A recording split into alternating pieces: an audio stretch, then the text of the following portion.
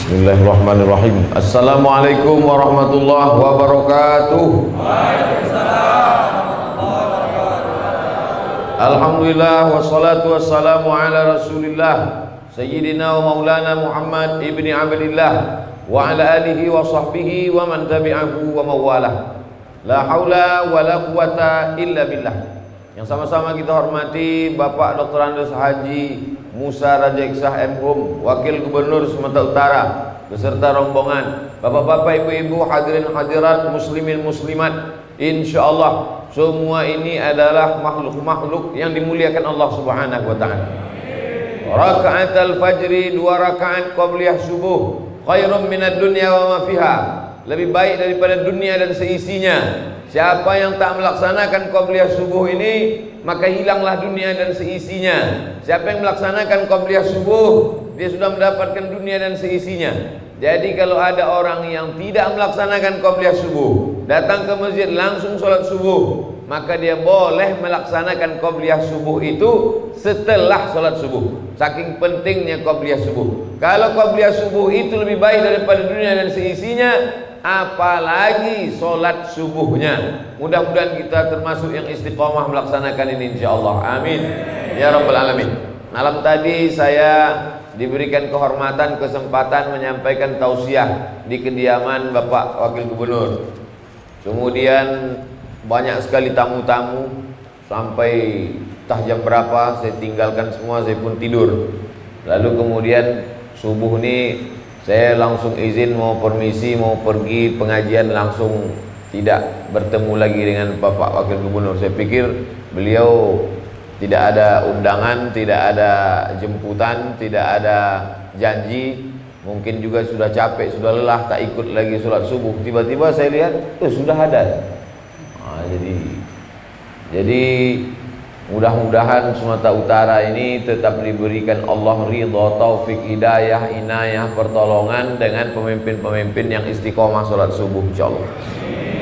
Di tempat-tempat lain banyak juga pemimpin itu sholat subuh, cuman pas minggu mau mencoblos saja, habis itu tak nampak lagi.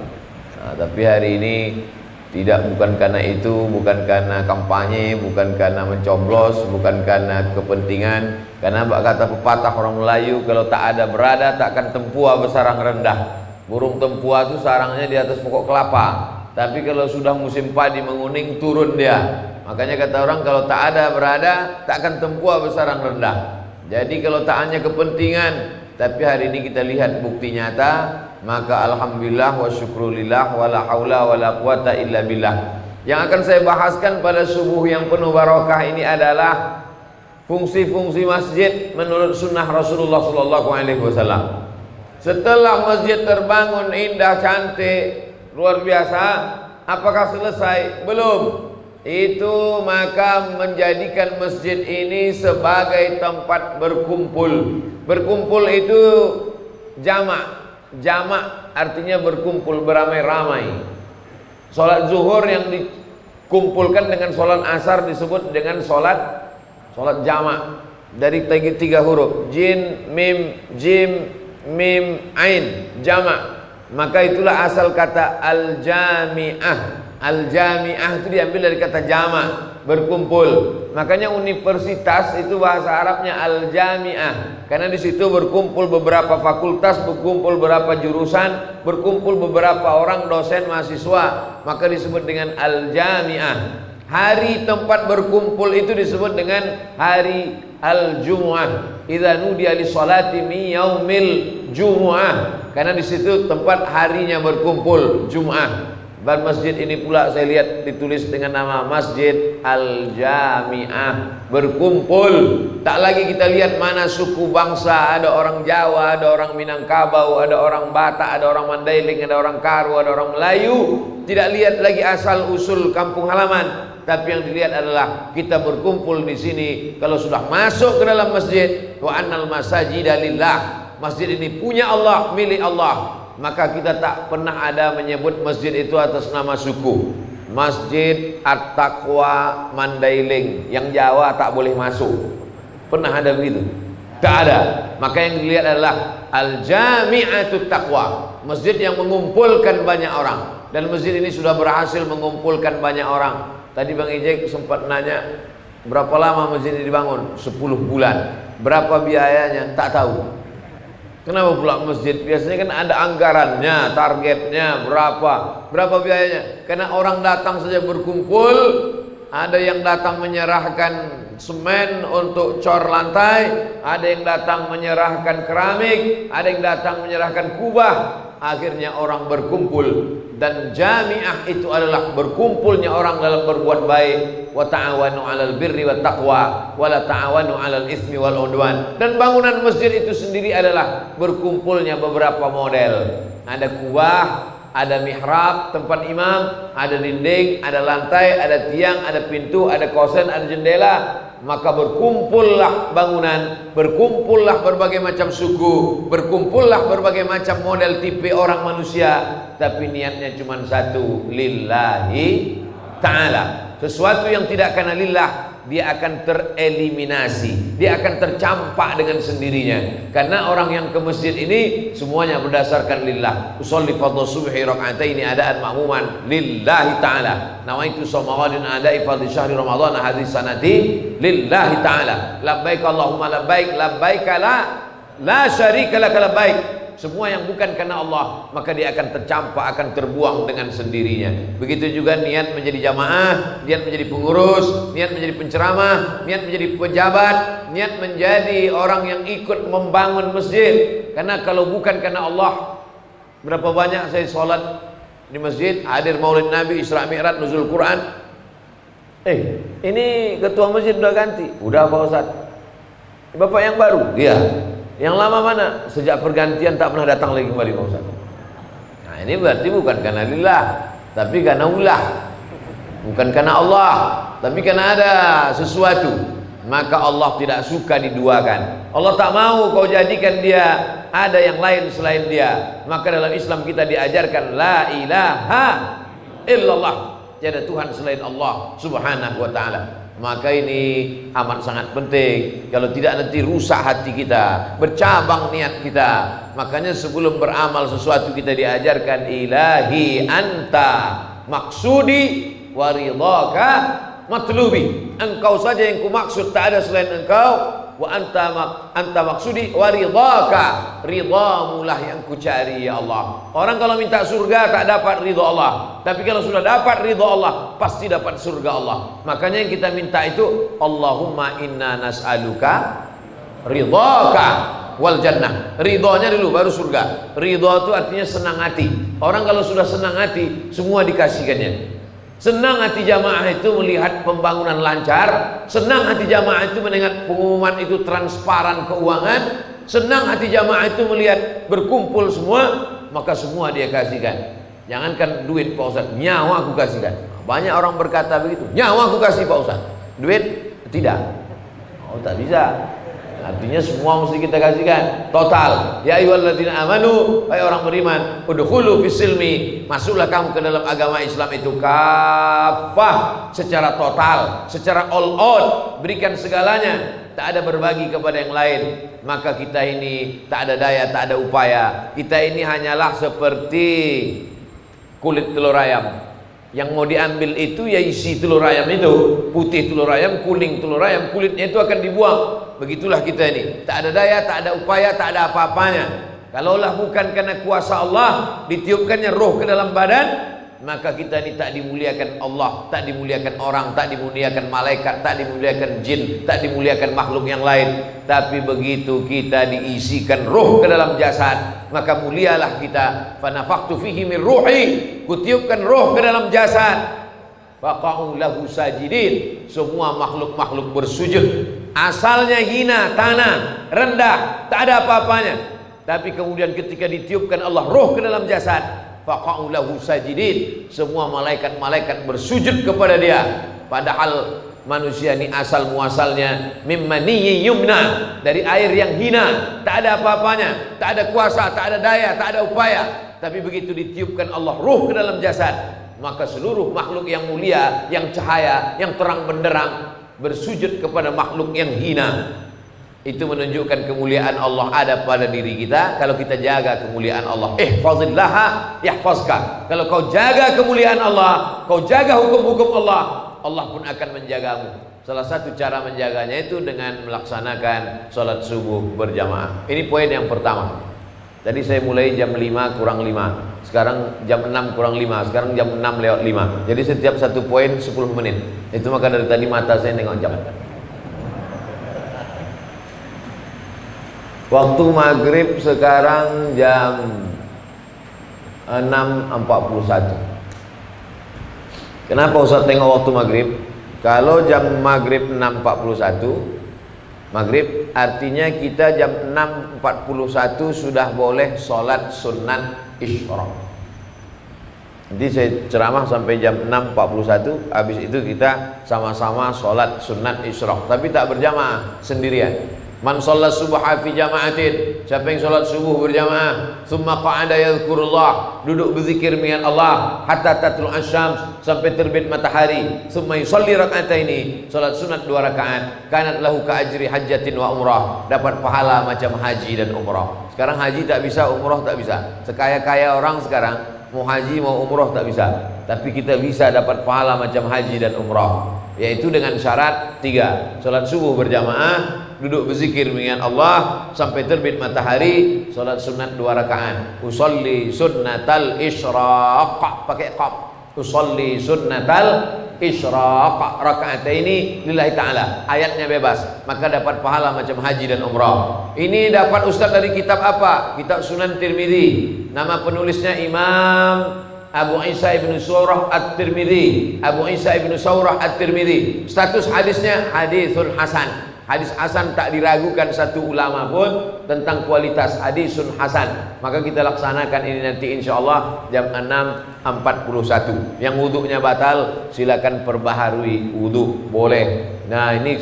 kita amalkan. Kalau bisa tiap hari bagus, tak bisa tiap hari, hari libur aja. Tak bisa hari libur pas Ustaz Somad datang aja.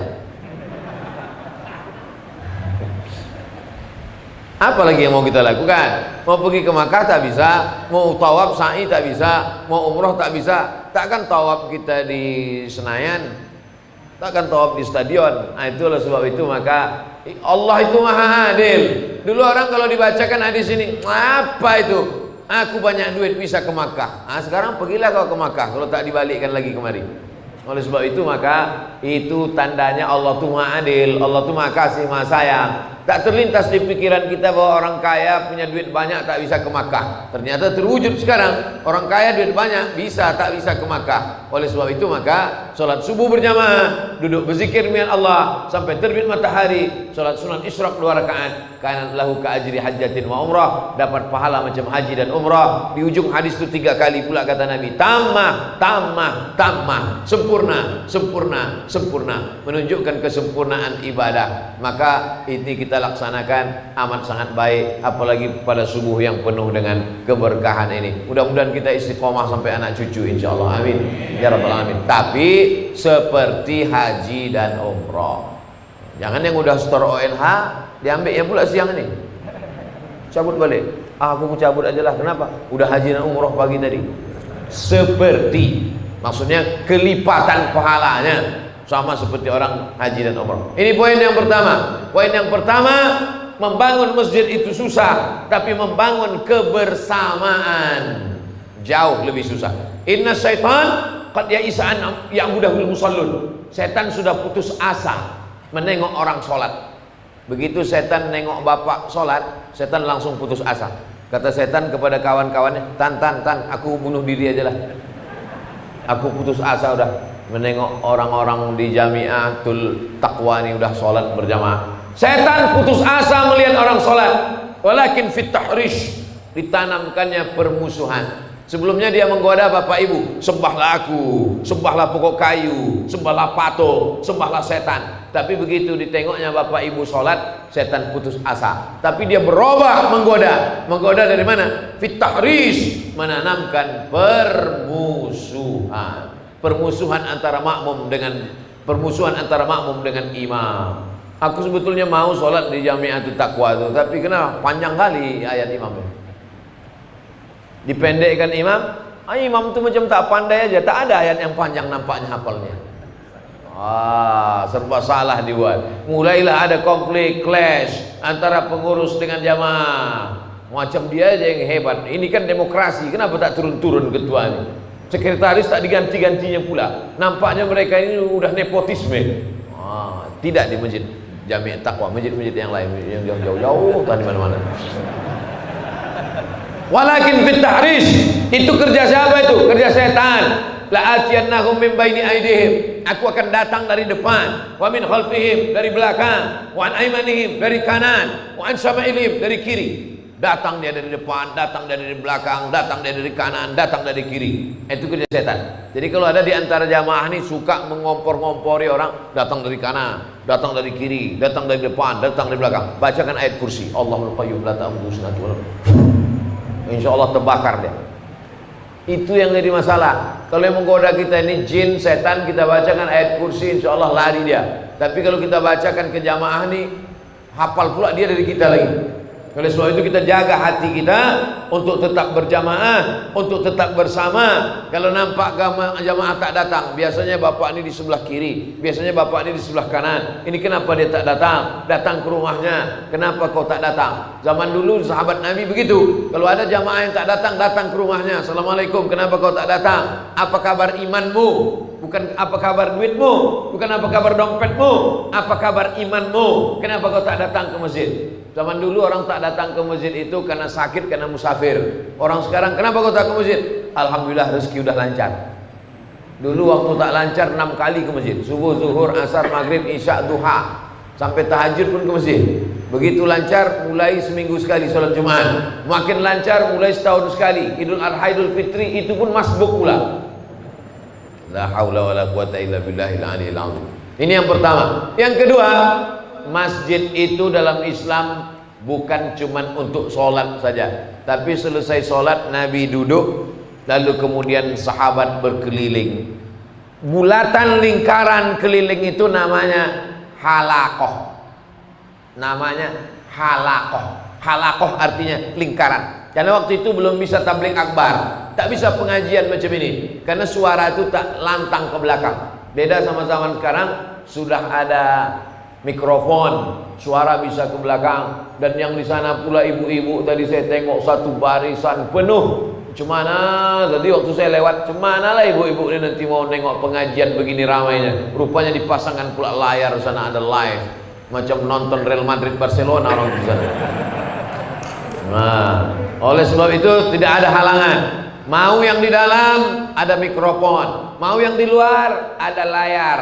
Yang tak bisa datang nonton streaming. Mau nengok dari dekat, ikuti kamera dekat. Mau nengok dari jauh, ada pula kamera jauh. Mau nengok dari kiri, ada pula kiri, ada pula dari kanan. Nah, ini semua tak ada lagi alasan orang sekarang untuk tidak mengaji. Tidak ada alasan orang tidak menuntut ilmu. Man salaka tariqan, siapa yang melewati suatu jalan, yaltamisu fi ilman, dia mencari ilmu di jalan itu, sahalallahu lahu bihi tariqan ilal jannah, dimudahkan Allah jalannya menuju surga. Man kharaja fi talabil ilmi, siapa yang keluar rumah dengan niat menuntut ilmu, fahuwa fi sabilillah, maka dia sama macam orang berjihad fi sabilillah hatta yarji'a. Kalau bisa tiap malam pengajian bagus. Senin malam Selasa akidah sifat 20, wujud qidam baqa mukhalafatul lil hawadisi qiyamuhu bi nafsihi wa daniyah qudrat iradat ilmun hayat sama basar kalam. Mantap. Selasa malam Rabu akhlak. Tak ada gunanya akidah mantap kalau tak ada akhlak, tak berbudi pekerti, tak berakhlakul karimah. Rabu malam Kamis tafsir surat-surat pendek, tafsir surat Yasin, supaya jangan hanya membaca Yasin tak tahu arti Yasin. Dari kecil baca Yasin sampai mati baca Yasin, udah mati dibacakan Yasin tak tahu arti Yasin. Apa arti Yasin? Tetangga Yasin namanya. Yasin sallallahu alaihi wasallam.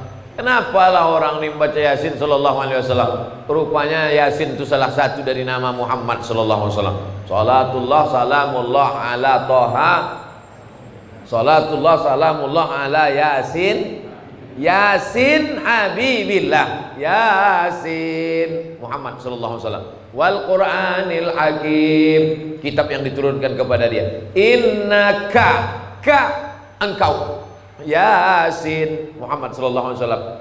wal Qur'anil Hakim, kitab yang diturunkan kepada engkau. Innaka, engkau ya Muhammad, laminal mursalin. Lamnya pendek, yang latah lamnya panjang pula. Innaka laminal mursalin, kau bukan nabi. Oleh sebab itu maka mengaji surat Yasin. Nah, jadi dulu saya di masjid gitu, ada satu ustadz nih lain pula metodenya. Jangan baca-baca Yasin, dari kecil sudah baca Yasin, sudah tua tetap baca Yasin. Kalau saya tak begitu. Kita malam ini tidak lagi baca Yasin, tapi kita baca tafsir surat Yasin. Berapa ayat Pak Ustadz? Kita baca sampai jamaah mengantuk. Baca surat Yasin dari maghrib sampai ke Isya selesai, dapat 5 ayat 10 ayat. Habis itu sholat Isya berjamaah. Jangan buat pengajian ba'da Isya. Kalau saya buat pengajian malam ba'da maghrib. Kenapa begitu? Karena kalau ba'da Isya jamaahnya datang sesudah Isya. Duduk Ustadz, pasanglah pengumuman, jamaah sekalian datang, Ustadz sudah terduduk setengah jam. Tapi kalau dibuat acaranya maghrib, maka jamaah datang jamaah 2 kali. Maghrib berjamaah, Isya berjamaah. Dan ceramah tak panjang-panjang, dari maghrib ke Isya 45 menit. Sholat Isya berjamaah. Habis Isya Anda bertanya, Ustadz menjawab. Kirimkan pertanyaan beberapa hari sebelumnya ke nomor SMS berikut ini. Gitu, direkam kamera, lalu kemudian dibuatkan channelnya. Nama channelnya channel pengajian Jami'atut Taqwa Channel. Jangan lupa subscribe, like, and share. Supaya apa? Supaya pengajian itu bisa diulang-ulang balik oleh jamaah. Tanya jawabnya itu dipotong-potong sehingga dia menebarkan kebaikan. Kalau tidak, ceramah ini hilang. Habis macam asap diembus angin, selesai, hilang. Memang sebagiannya ada yang mencatat, ada yang mengingat, tapi lupa. Jangan kan Bapak Ibu, saya aja lupa entah apa yang sudah saya cakapkan. Kayaknya kalau sudah pulang saya tonton balik. Oh, ini salah nih ceramah nih. Dalilnya tak salah, cuman nengoknya terlalu banyak ke kiri, lupa ke kanan. Diperhatikan balik. Nah, ini semua penting. Untuk apa? Untuk mengulang kaji. Syukur-syukur ada anak-anak kita yang bisa mendengar pengajian, rupanya diketiknya. Pengajian Ustaz Somad itu diketiknya, rajin dia, diulangnya, ketiknya lagi, diulangnya, diketiknya lagi, diulangnya, diketiknya lagi. Akhirnya jadilah satu buku 500 halaman. Datanglah orang dari Jawa mengirim. Saya buka paket pos, titipan kilat. Saya tengok 500 halaman kumpulan ceramah Ustaz Somad, sudah dibukukannya jadi satu. Dia minta rekomendasi dan kata pengantar. Langsung saya rekomendasi, buku ini memang amat sangat layak. Saya sudah lama mau menulis, tak jadi-jadi. Mau menulis datang undangan, mau menulis datang corona, mau nulis datang COVID-19, mau nulis datang pula COVID 2021. Nauzubillah. Alhamdulillah. Oleh sebab itu makanya ada orang yang diam aja, tak ada dia ceramah, tapi dituliskannya ceramah jadi satu buku 500 halaman. Luar biasa. Baru kemarin saya dapat kiriman dari Jawa. Oleh sebab itu dia tak pernah ketemu, tak pernah jumpa dengan saya, tak pernah hadir tabligh akbar. Dia hanya menonton saja, tapi kemudian dituliskannya. Tak mustahil ada anak-anak kita yang diam aja, tapi kemudian dia di kamar ditulisnya ceramah para ustadz. Maka keluarlah ada buku akidah, ada buku akhlak, ada buku tafsir surat Yasin, ada hadis-hadis pilihan. Hari Rabu malam Kamis malam Jumat tak ada pengajian. Kamis malam Jumat wirid Yasin, membaca Yasin. Macam kami tadi malam di rumah Pak Wakil Gubernur membaca Yasin ramai-ramai. Yasin wal Qur'anil Hakim innaka laminal mursalin. Man qara'a Yasin fi lailatin, siapa yang baca surat Yasin pada suatu malam, asbaha maghfuran lah, maka pada waktu subuhnya dia sudah diampunkan Allah. Seabdol-abdol, seelok-elok, sebagus-bagus, semantap-mantapnya baca Yasin itu tiap malam sebelum tidur malam. Tapi kalau tak sanggup tiap malam, malam Jumat aja. Nah, itulah makanya ada wirid Yasin, wirid. Masih di Jami'atut Taqwa ini masih ada wirid Yasin lagi. Alhamdulillah, di sebagian tempat udah tak ada lagi wirid Yasin. Kalian masih wirid Yasin? Udah innalillah Pak Ustaz, udah lama. Gara-gara apa? Gara-gara ada ustadz mengatakan wirid Yasin ini bid'ah. Wirid Yasin bid'ah, tak boleh wirid Yasin. Mengapa cuma baca Yasin? Kenapa baca Yasin bersama-sama? Mengaku sendiri ke telinga saya di depan saya, Ustaz Somad, dulu kami di sini ada tradisi wirid Yasin malam Jumat. Terus datang ustadz kemari ceramah, katanya wirid Yasin ini bid'ah, akhirnya kami tak wirid Yasin lagi. Nah, terus Bapak pindah ke surat lain. Udah 2 tahun saya tak pernah buka Quran lagi Pak Ustaz. Tujuan ulama dulu membuat wirid Yasin itu bukan supaya kita baca Yasin terus, supaya kita itu sarana kumpul-kumpul saja. Lalu kemudian kita baca surat yang Yasin. Baca Yasin tak salah, tapi seumur hidup baca Yasin masalah. Baca Yasin pindah rumah baru tak salah, baca Yasin punya mobil baru tak salah, tapi baca Yasin seumur hidup masalah, karena Allah ada turunkan surat-surat yang lain. Oleh sebab itulah makanya anak-anak kita dibuatkan pengajian. Habis maghrib ke isya ada 1 malam pengajian. Makanya maghrib mengaji. Di beberapa kabupaten, kota, wali kota, bupati, gubernur sudah pencet tombol. Berikut ini mari kita saksikan pemencetan tombol program maghrib mengaji. Habis.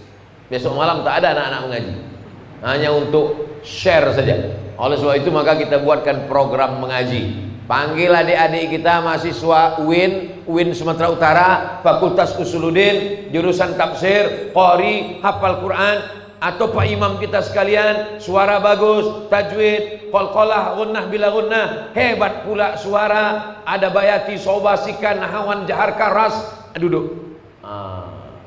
Bapak-bapaknya tak usah dulu ikut. Bapak-bapaknya buat pengajian khusus.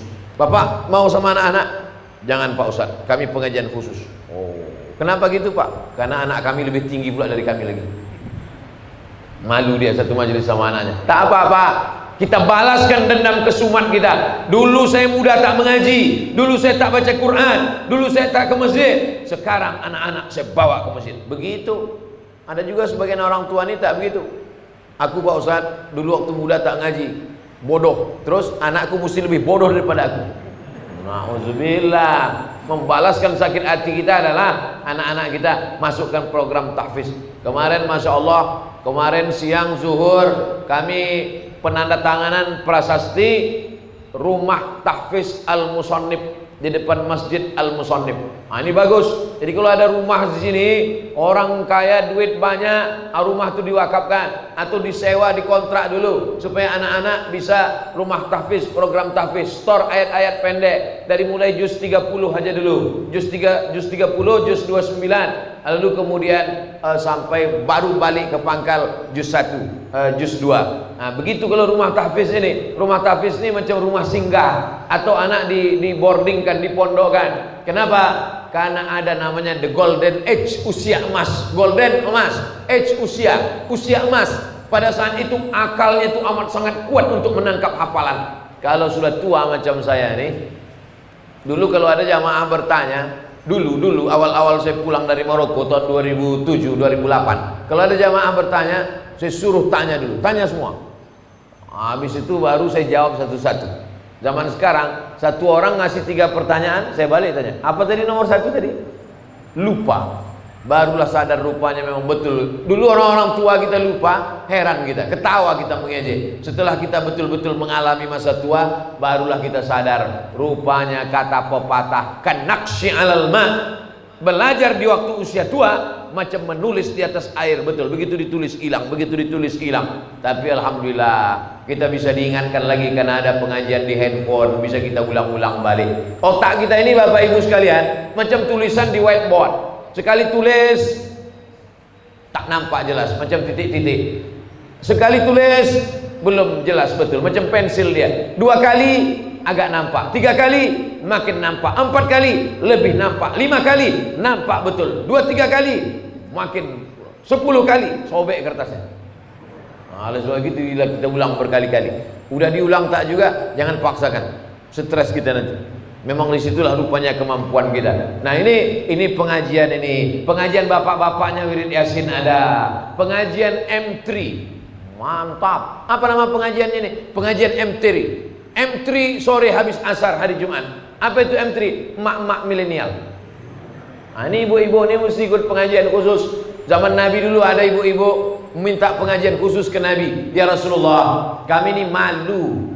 Kalau ada laki-laki ada pertanyaan-pertanyaan kami yang malu menanyakannya kepada engkau, maka bertanyalah mereka kepada Sayyidah Aisyah. Lalu kemudian dibuatkan pengajian khusus perempuan. sehingga masjid menjadi tempat penuntut ilmu, dan masjid inilah cikal bakal universitas.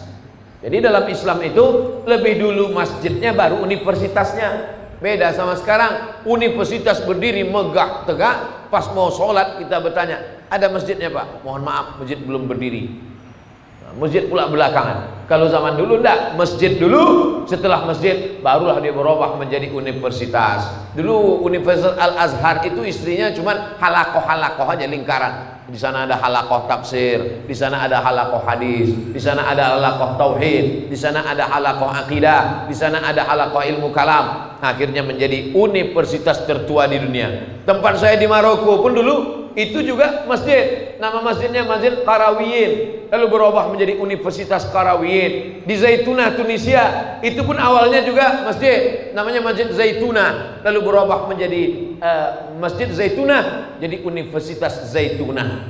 Yang paling tua kata orang sekarang Azhar, lebih tua lagi dari Azhar Zaitunah Tunisia, lebih tua lagi dari Zaitunah. Itulah dia Universitas Qarawiyyin di Maroko. Semuanya berawal dari masjid, berubah menjadi universitas. Bapak Ibu yang dimuliakan Allah Subhanahu wa taala, kita mesti punya cita-cita yang tinggi, karena kalau tidak dia hanya sebatas masjid saja. Masjid menyatukan hati jamaah, masjid menjadi tempat penuntut ilmu, maka dia penuh tiap-tiap malam. Petangnya ibu-ibu, maghribnya bapak-bapak, malam Jumat ada wirid yasin, anak-anak mengaji. Maka ini insya Allah bangunan tak sia-sia sampai hari kiamat. Orang yang paling beruntung, inilah orang yang mewakafkan tanah masjid ini. Namanya saya tak tahu, tak disebutkan yang dihormati Bapak Fulan bin Fulan, tapi pahala kita seramai-ramai ini mengalir. Kalau dia sudah meninggal dunia, lapang kuburnya terang benderang, tanpa kita ucapkan Allahumma firlahu warhamhu wa'afi, mengalir otomatis. Yang mengecornya, yang keramiknya, yang dindingnya, yang tiangnya, yang kipas anginnya, yang AC-nya. Masjid ini tak perlu pakai AC karena anginnya sudah masuk. Cuman masjid ini tak berpintu pula. Ada pintunya? Ada. Oh ada. Masya Allah, tabarakallah. Bapak Ibu yang dimuliakan Allah Subhanahu wa taala, maka kalau begitu 6.27 lebih kurang 12-13 menit lagi kita sholat sunat